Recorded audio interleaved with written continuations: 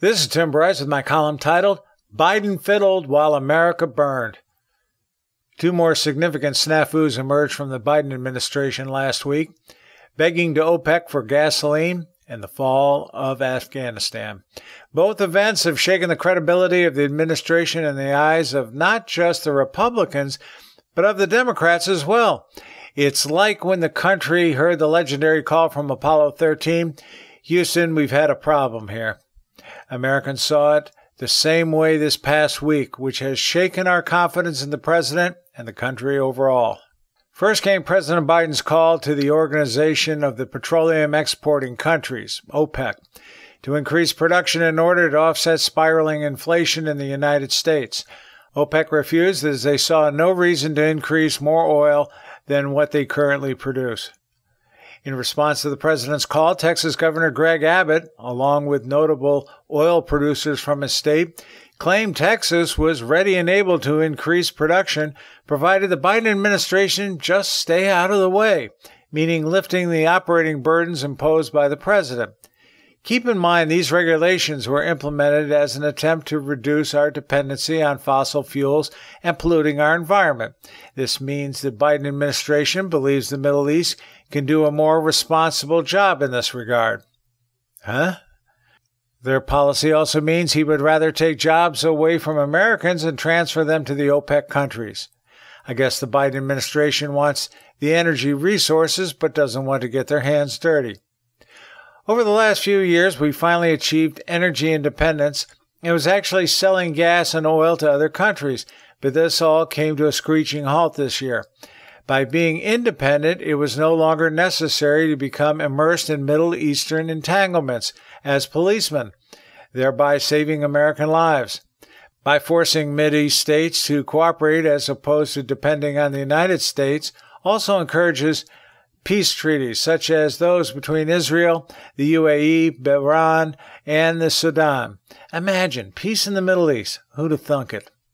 Next, we come to the fall of Afghanistan, which seemed to crumble at warp speed before our eyes, making the fall of Vietnam look like an orderly fire drill.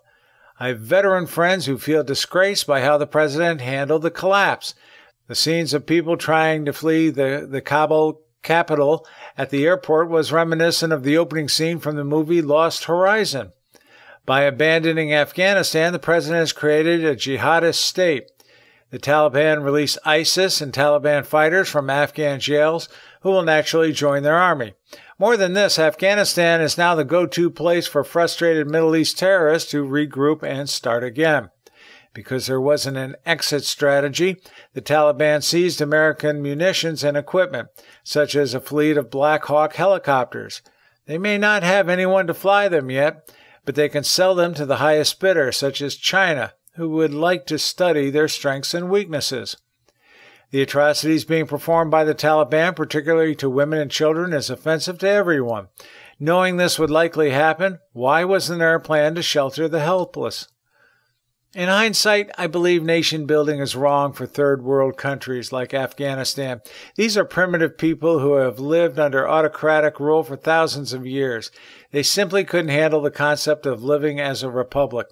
No wonder the Afghan leaders fled the country. Most likely, we will have to fight the Taliban again sometime down the road. My veteran friends claim the fear now is that America is viewed as impotent militarily and politically. We no longer have the wherewithal to get things done. Further, such actions will encourage the Chinese to try something, such as taking over Taiwan. The fact President Biden was resting in Camp David while Afghanistan was savage did not sit well with the American people.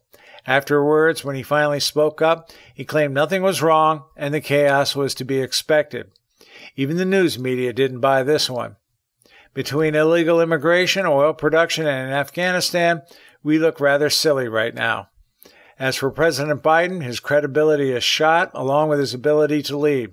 Nobody in the international community will take him seriously, including Americans.